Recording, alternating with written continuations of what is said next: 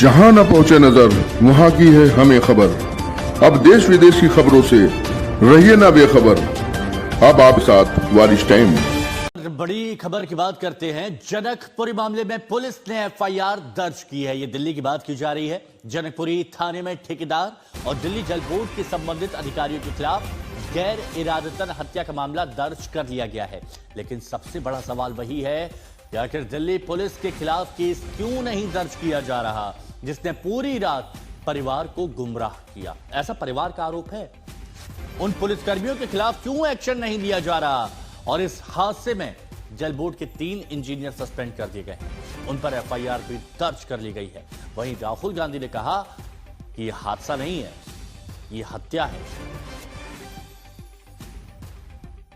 ये देखिए, ये पोस्ट किया गया राहुल गांधी की तरफ से, जिसमें वो कहते हैं यह हादसा नहीं, हत्या है।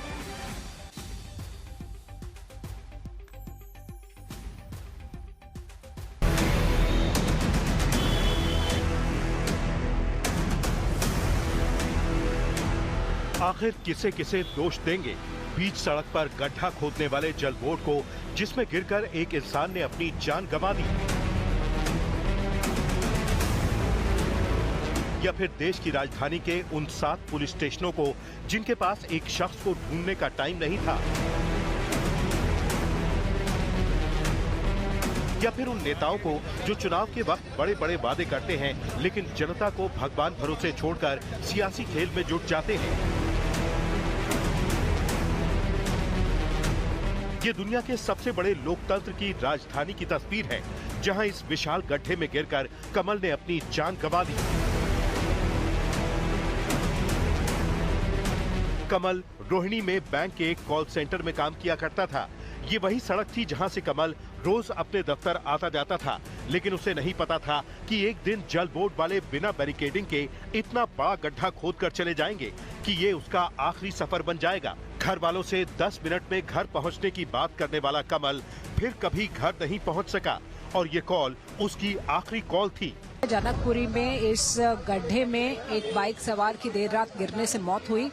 अब इसकी बाइक को यहाँ से निकाला जा रहा है जेसीबी के सहारे, और कमल 25 वर्ष के जो युवक थे वो अपने घर लौट रहे थे।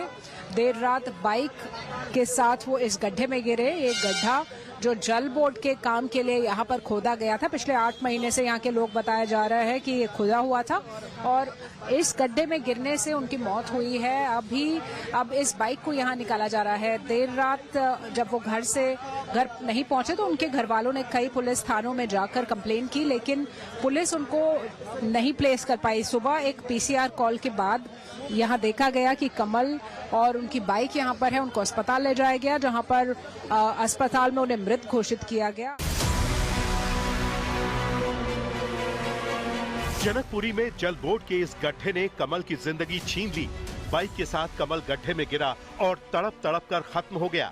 न तो उसकी चीख सुनी गई, न ही उसकी आवाज आई। हो सकता है कि वो करीब 10 फीट के इस गड्ढे से मदद के लिए गुहार लगाता रहा, लेकिन रात के अंधेरे में उसकी आवाज कहां पहुंचती, क्योंकि यहाँ तो पूरा सिस्टम अंधा और बहरा है। डेली इसी रूट से वो अप डाउन करता है। कल रात को हमारी 11:30 बजे बात हुई थी, 11:53 पे बात हुई थी लड़के से कि कहाँ पे है लड़का। उसने बोला कि मैं डिस्ट्रिक्ट सेंटर पहुंच गया हूँ। ठीक है, पीरागढ़ी क्रॉस कर दिया, डिस्ट्रिक्ट सेंटर पहुंच गया हूँ। डिस्ट्रिक्ट सेंटर पहुंचने के बाद उसने बोला मुझे 15 मिनट लगेंगे मैक्सिमम, मैं घर पहुंच जाऊंगा। ठीक है, 15 मिनट की जगह हमने आधा घंटा वेट करा, लड़का घर नहीं पहुंचा। आधे घंटे बाद हमने उसको 10 कॉल करी, बंदे ने कॉल नहीं उठाई। हमें चिंता हुई, हम उसको ढूंढने निकले, हमें लड़का नहीं मिला। हमने जनकपुरी थाने में यहाँ पे कंप्लेंट लिखवाने गए, इन्होंने कंप्लेंट नहीं लिखी हमारी। इन्होंने कंप्लेंट लिखने साफ मना कर दिया। इन्होंने बोला कि 24 घंटे बाद हम कंप्लेंट लिखेंगे आपकी। कौन से थाने में? जनकपुरी थाने में यहाँ पे। उसके बाद इन्होंने हमने बोला कि सर कुछ मत करिए, हमारी जो फोन बज रहा है वो फोन बज रहा है, उसकी रिंग कम से कम जब तक फोन स्विच ऑफ हो जाए उससे पहले उसकी लोकेशन पता करके हमें बता दीजिए कंप्लेंट। इन्होंने लोकेशन पता करी, हमें लोकेशन भेजी और उसका लोकेशन डिलीट कर दी। हम वो लोकेशन खोल भी नहीं पाए, इन्होंने डिलीट कर दी लोकेशन। हमने दोबारा गए, इन्होंने बोला हम आपको लोकेशन नहीं देते, ये कॉन्फिडेंशियल वो है। ठीक है, हमें चलो ठीक है। इन्होंने फिर हमें बोला कि इस दायरे के 200 मीटर के अंदर यहाँ पे आपको फोन है, आप ढूंढ लीजिए।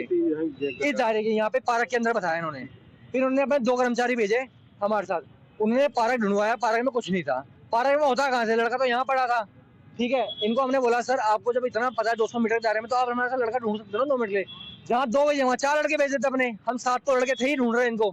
ठीक है, इन्होंने वो भी नहीं किया। इन्होंने बोला अब हमने ढूंढ लिया, अब हमारी बस की नहीं है, अब हम सुबह करेंगे काम, अंधेरे में काम नहीं होगा।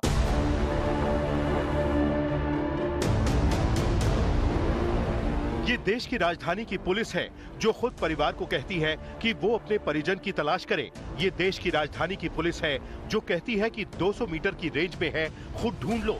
ये देश की राजधानी की पुलिस है जो कहती है कि हमारे लिए इंसान की जान की कोई कीमत नहीं। यहाँ तो ये आम बात है, रात बहुत हो गई है, कल आना, सोना हमारा काम है, रोना तुम्हारा। हमने कहा कंप्लेंट लिख लो, कंप्लेंट भी नहीं लिखी। इन्होंने बोला कंप्लेंट लिखवाने सुबह 11 बजे आना। ठीक है, अब 11 बजे क्या कंप्लेंट लिखवाए, लड़का चले गया हमारा, क्या करे कंप्लेंट का पुलिस। हम रात को भी उसके बाद इन्होंने नहीं लिखा, हमें लगा चलो इन्होंने लिखा कोई और तो लिखेगा। हम वापस यहाँ से ऑफिस गए इसके रोनी, जहाँ लड़का काम करता था, वहां से लेके सागरपुर थाने तक 6 थानों में हमने कंप्लेंट लिखाने की कोशिश करी। इनमें से एक भी थाने ने कंप्लेंट नहीं लिखी है। कितने थाने? 6 थाने, एक भी थाने ने कंप्लेंट नहीं लिखी है। 7वां थाना यहाँ पे सागरपुर में। अभी जाते हुए जब हमें कुछ नहीं मिला, 7 बजे हम घर जा रहे थे, हमने लास्ट ट्राई किया सागरपुर थाने में कंप्लेंट लिखवाने का। इन्होंने बताओ क्या बोला हमारे को, इन्होंने बोला कि तुम्हारा इकलौता लड़का नहीं खोया है, ऐसे लाखों लड़के खोते डेली के।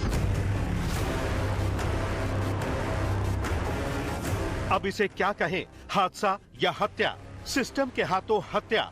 हैरानी है कि दिल्ली जल बोर्ड ने गड्ढा खोद तो दिया, लेकिन इसकी ना तो ठीक से बैरिकेडिंग की और ना ही चेतावनी बोर्ड लगाने की जहमत उठाई। बस भगवान भरोसे छोड़ दिया। जो बच गया वो किस्मत वाला, जो ना बच पाया वो बदकिस्मत। मैंने अपने भाई के कांटेक्ट में फोन किया, तो सुबह जब उन्होंने उसको निकाला वहाँ गड्ढे से, तो ही मतलब पुलिस ने मेरे को सामने से कोई इन्फॉर्म नहीं किया, क्योंकि जबकि मैंने 6 स्टेशन पे अपना नंबर दे दिया था। तो उन्होंने मेरे भाई का फोन उठाया, उन्होंने बोला कि आप इस लोकेशन पे आ जाओ, ऐसे ऐसे हादसा हुआ है। तो मैं पहुंचा, तो वहाँ जाके मुझे दिखा कि इन्होंने उसको एक वाइट से उसमें कट्टे में पैक कर रखा है। तो वो फिर मैंने देखा उसको। बैरियर नहीं लगा हुआ, बैरियर में कुछ नहीं लगा था, सुबह ही उन्होंने हमारे सामने लगाया सारा का सारा। पिछले 8 महीने से ये सब चीजें देख रहे हैं। इतनी परेशानी है चलने की, उतरने की, कोई मतलब गवर्नमेंट की तरफ से, प्रशासन की तरफ से कुछ नहीं ऐसा हो रहा कि जिसमें चीजों की। अब देखिए, अब इन्होंने पर्दा या बैरिकेडिंग करी है, एक बंदा स्पीड में आ रहा है, पहले मौजूद नहीं थी, पहले ऐसे मौजूद नहीं है। तो जल बोर्ड ने एक साइड से बैरिकेडिंग बिल्कुल की नहीं है, उस पे रोड खुली छोड़ रखी है। और जहाँ पे लड़के की डेथ हुई है वहाँ पे इतनी ऊंची रेलिंग है, वहाँ से ना तो स्कूटी जा सकती है ऊपर, ना कोई छलांग लगा सकता है। तो ये सरासर सारी गलती जल बोर्ड की है, जिन्होंने वहाँ पे खुदाई की और उसको बंद नहीं किया। आप सरकार से क्या कहना चाहेंगे इसके बारे में? हम सरकार से ये कहना चाहते हैं कि टोटल गलती सरकार की है, ये या उस ठेकेदार की है जिसको इन्होंने ठेका दिया है, उन्हीं की वजह से सारा केस हुआ है। सबसे बड़ी बात, दिल्ली जल बोर्ड के मंत्री आशीष सूद इसी इलाके जनकपुरी से विधायक भी हैं, लेकिन सरकार ने एक्शन के नाम पर 2-3 अधिकारियों को हटा दिया है। मैंने तुरंत जल बोर्ड का जो ये काम चल रहा है, इसकी सभी सावधानियों की जानकारी लेने का और उसकी जांच करने का निर्देश दिया है। अगर किसी की कोई कमी पाई जाएगी तो उसको बख्शा नहीं जाएगा। कल जो यहाँ पे घटना हुई है बहुत ही दुखद है। हमने दिल्ली जल बोर्ड की तरफ से एक इंक्वायरी के ऑर्डर किए हैं, हमने कमेटी बना दी है, उसमें joint director, deputy director level के अधिकारी उसमें हमने रखे हैं। 24 घंटे में उसकी रिपोर्ट आ जाएगी। मेरी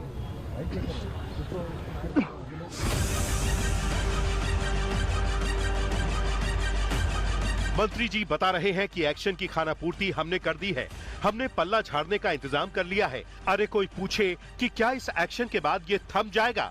जवाब है नहीं।